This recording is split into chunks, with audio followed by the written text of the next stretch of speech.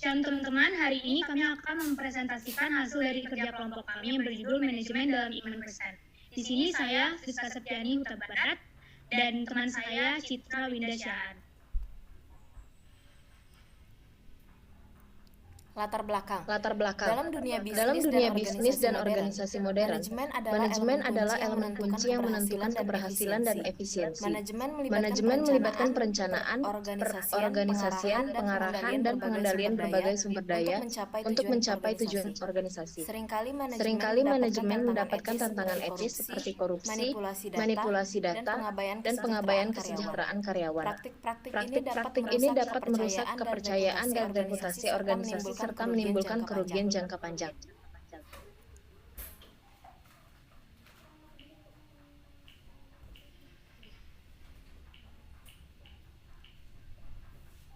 Nilai-nilai Kristen menawarkan panduan moral yang kuat untuk mengatasi tantangan etis dalam manajemen.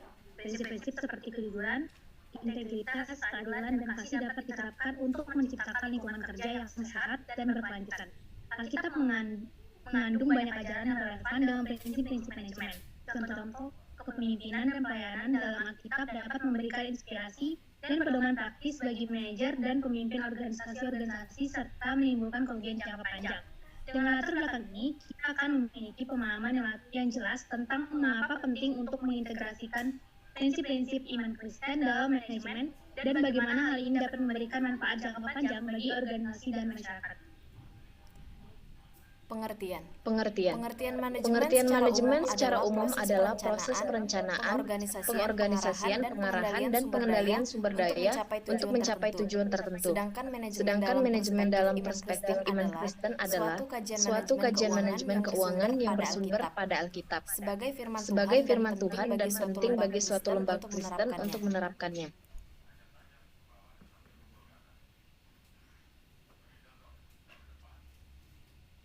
Tujuan kita adalah menjelaskan bagaimana prinsip-prinsip iman Kristen dapat diterapkan dalam manajemen untuk mencapai keunggulan etis dan operasional. Prinsip dasar manajemen Kristen.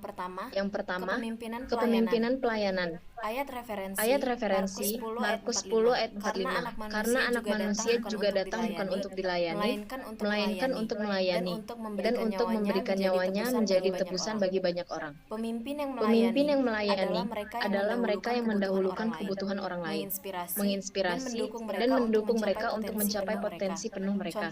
Contohnya adalah mendorong karyawan, mendengarkan masukan mereka, membantu mereka mengembangkan keterampilan mereka.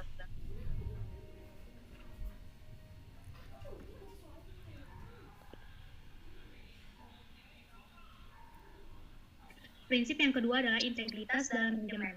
Ayat referensi Amsal 11 ayat 3. Orang yang jujur diberkati, tapi jalan orang yang curang membawa kebinasaan. Integritas adalah dasar dari kepercayaan. Tanpa integritas, hubungan bisnis dan organisasi tidak dapat berkembang.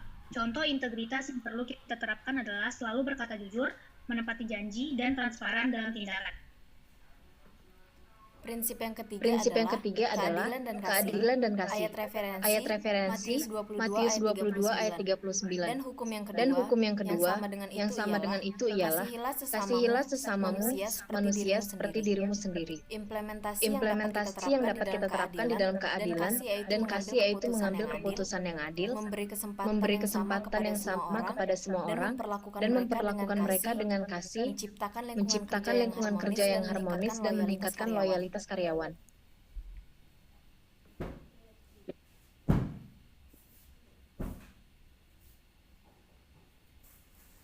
Prinsip yang keempat adalah manajemen waktu dan sumber daya. Ayat referensi Efesus 5 ayat 15-16. Karena itu perhatikanlah dengan seksama bagaimana kamu hidup, janganlah seperti orang bebal tetapi seperti orang arif. Dan pergunakanlah waktu yang ada karena hari-hari ini adalah jahat. Contoh kita mengimplementasikan waktu dan sumber daya adalah manajemen, prioritaskan tugas-tugas penting, hindari penundaan, dan buat jadwal yang realistis. Dan gunakan sumber daya dengan bijaksana, hindari pemborosan, dan lakukan perencanaan yang matang. Prinsip yang kelima ada etika dan tanggung jawab sosial. Ayat referensinya Kolose 3 ayat 23. Apapun yang kamu perbuat, perbuatlah dengan segenap hatimu seperti Tuhan dan bukan untuk manusia. Contoh etika Kristen dan bisnis yang dapat kita implementasikan adalah lakukan semua pekerjaan dengan segenap hati, jujur dan adil. Berkontribusi pada kesejahteraan masyarakat, lindungi lingkungan, dan bantu mereka yang membutuhkan. Baik, sekian presentasi dari kelompok kami. Maaf Maaf apabila ada kesalahan kata. Sekian dan terima kasih. Sekian dan terima kasih. Shalom. Shalom.